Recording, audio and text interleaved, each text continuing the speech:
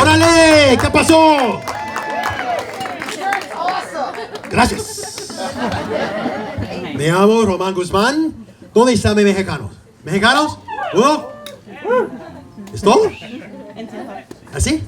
Thank God, because this accent is exhausting. Oh my God, thank God. So, my name is Roman. Like she said, I do the morning show at a radio station in Modesto. It's called The River. It's 105.5. I'm on every stinking morning. I'm one of the last live local DJs in existence. Just me. Thank you. Thank you. It's awesome. We play rock and soul hits of the 60s, 70s, and 80s. That's the music that we play, which is perfect for me. It's the music I grew up on. It's the music that I know. I graduated high school in 1985. All right, I was supposed to graduate high school in 1985. I actually graduated continuation school in 1986, but that's not the point. The point is, it's the music that I love, the music I grew up on. However, I've noticed as I've gotten older, I turned 58 recently. Thank you. And, relating to the music from back then is a little different now. You'll see when you get older, the music that you love now, it's a little different. Like all the stuff my mom used to tell me to turn down is now playing in Save Mart while I'm shopping. It's all the same stuff that's playing. But it's like back then, growing up, I grew up in San Jose, in the Willow Glen area of San Jose, right smack dab middle class. It was just most of my neighbor, in fact, my neighbor was pretty much like this, mostly Caucasian, right? There's a few Asians and then us. We were really the only Mexican. We had the nicest lawn though in the whole, can I tell you, we had the best landscaping. Between me and my brothers, we had that shit.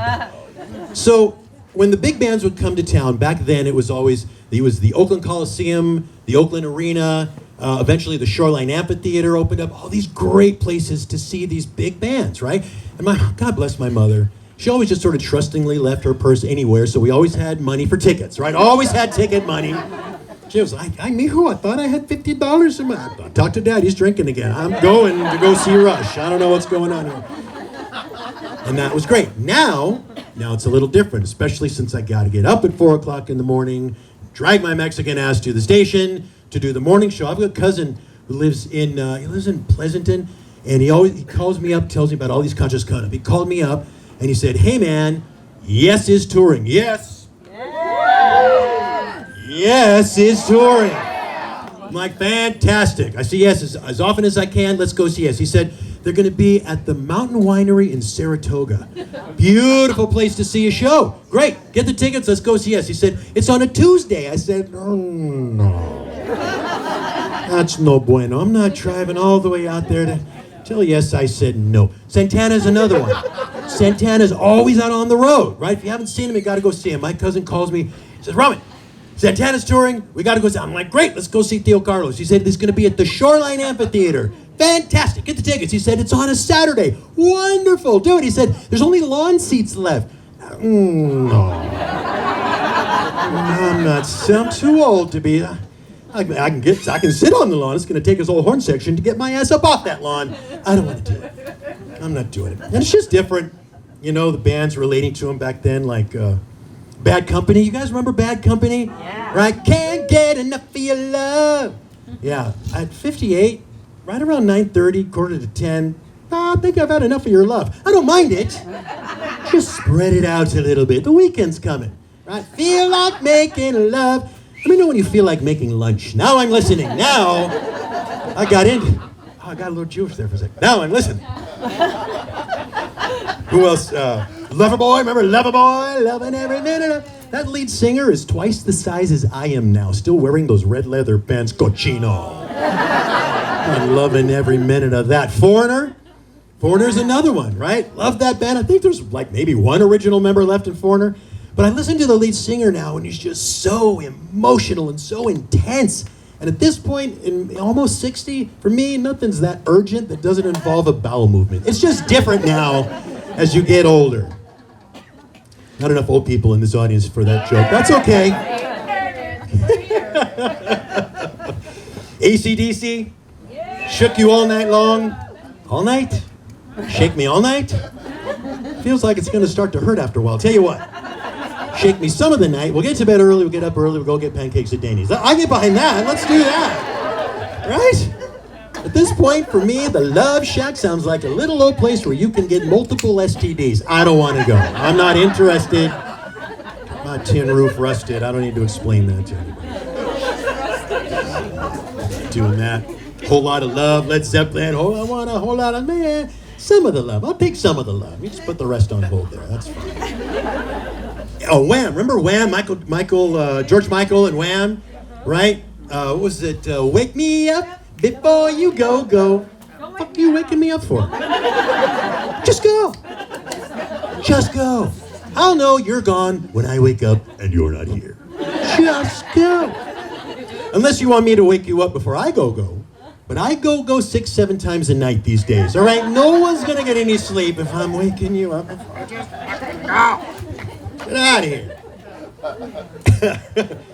But music, I love music. I grew up learning instruments and playing piano. I know a little bit about sports, nothing about women, but music is where my knowledge is. That's what I love.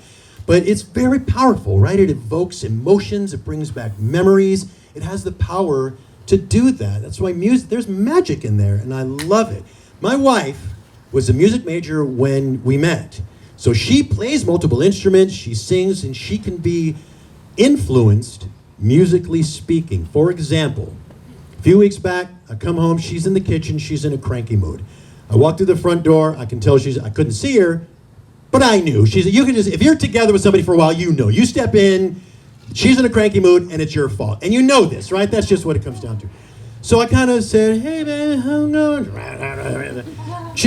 So I came up behind her, and I gently put my hands on her shoulders. After getting consent, I put my hands on her shoulders. And I drew her in, and I swayed her back and forth, and I said, you are here, so am I.